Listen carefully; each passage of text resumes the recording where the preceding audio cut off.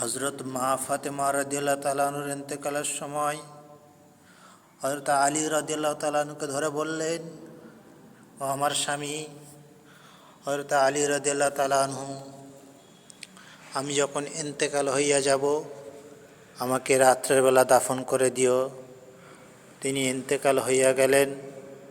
হযরত আলী রাদিয়াল্লাহু তাআলা আনহু হযরত আবু যর গিফারী রাদিয়াল্লাহু তাআলা আনহুর কাছে গেলেন, গিয়ে বললেন, হে আবু যর রাদিয়াল্লাহু তাআলা আনহু, আপনি চলুন, হাসান হোসাইনের মা আমার স্ত্রী আর বিশ্বনবীর কন্যা ইন্তেকাল হইয়া গেছে, ইন্না লিল্লাহি ওয়া ইন্না ইলাইহি রাজিউন। তখন আবু যর গিফারী রাদিয়াল্লাহু তাআলা আনহু ছুটে আসলেন, কবর খনন করিলেন আর কবরকে বলিলেন, হে কবর, তুমি কি জানো তোমার বুকে আজকের কে আসছে?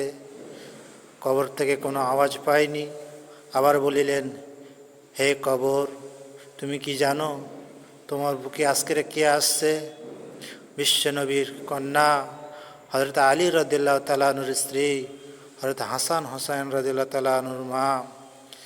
কবর থেকে জবাব এলো, আমি পোকামাকড়ের ঘর, আমি অন্ধকারের ঘর, আমি কার মা, কার স্ত্রী, কার কন্যা চিনি না, আমি একমাত্র চিনি আমাল।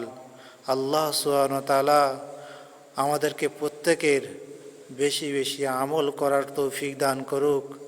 হযরত ফাতেমা রাদিয়াল্লাহু তাআলা আনহুর এই ঘটনা শুনে আমরা প্রত্যেকে সহি আমল করব ইনশাআল্লাহ। এই ভিডিওটি প্রত্যেকের কাছে শেয়ার করব।